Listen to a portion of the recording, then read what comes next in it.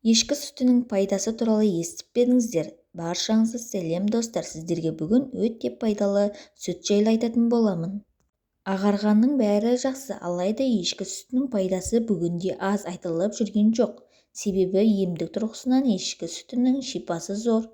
Сонымен қатар сүттің құрамындағы темір ірі қараның сүтіне қарағанда әлдеқайда тез сіңеді.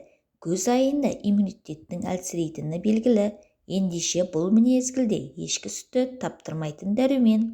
Ешкі сүтінің құрамында кальций, магний, фосфор, магнис, мыс, А, В1, С және Д дәрумендері, аскорбин қышқылдары кездеседі. Сонымен қатар балалар үшін ең пайдалы емдік сусын болып табылады. Жасанды аралас қоректендіруге дайын тағамдарға гөрі баланы 6 айдан асқан соң ешкі сүтімен өсіруге әбден болады. Есіңізде болсын, ешкі сүтіне малып өскен бала сарып секілді аурулармен ауырмайды. Ешкі сүтінің шипасы туралы айта кетейін, тыңдаңыздар. Ұйықтай алмайтын жандар үшін ешкі сүті өте пайдалы. Сүйек сынғанда оны қалпына келтіруде ешкі сүтінің пайдасы зор. Егер мұндай жағдай орын алса, ешкі сүтін ішіңіз. Көздің нашар көруіне емдік шипасы бар.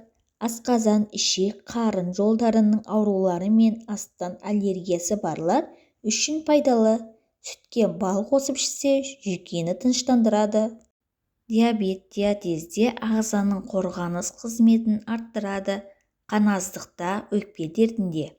Жөтел қатты мазалап жүрсе, ешкі сүті мен қайың шырынын араластырып, күніне 3 рет 1 стаканын қабылдап отырыңыз. Спортпен айналысқанда немесе жаттығудан шыққанда ағзаның аздап әлсіреп шаршайтыны бар. Мұндай жағдайда ешкі сүтін ішсеңіз, жеңілденіп қаласыз. Ешкі сүтінің пайдасы өте көп. 1000 рет естігеннен гөрі 1 рет ішіп көргендеріңіз абзал. Достар, менің пайдалы видеом сіздерге ұнаған болса, менің арнама тіркеліп, лайк басуды ұмытпаңыздар. Өз ойларыңызды жаза кетіңіздер.